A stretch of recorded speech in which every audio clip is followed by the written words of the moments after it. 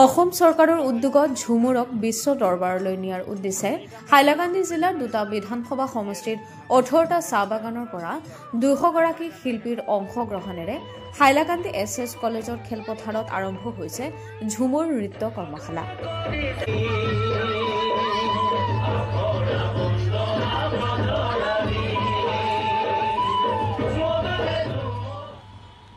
ঝুমুৰ বিনন্দিনী 2025 শীৰ্ষক প্ৰশিক্ষণ কাৰ্যসূচীত জিলাখনৰ 17 গৰাকী মাষ্টাৰ ট্ৰেইনাৰে ঝুমুৰ নৃত্যৰ প্ৰশিক্ষণ প্ৰদান কৰিছে।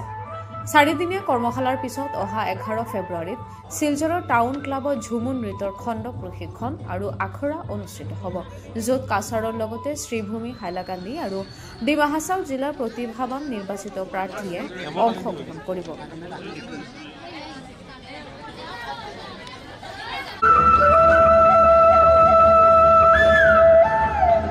আৰু 24 ফেব্ৰুৱাৰী গুৱাহাটীত ভাৰতৰ প্ৰধানমন্ত্ৰীৰ উপস্থিতিত মেগা ঝুমুৰ জৰিয়তে বিশ্ব ৰেকৰ্ডত অংশগ্ৰহণ কৰিব।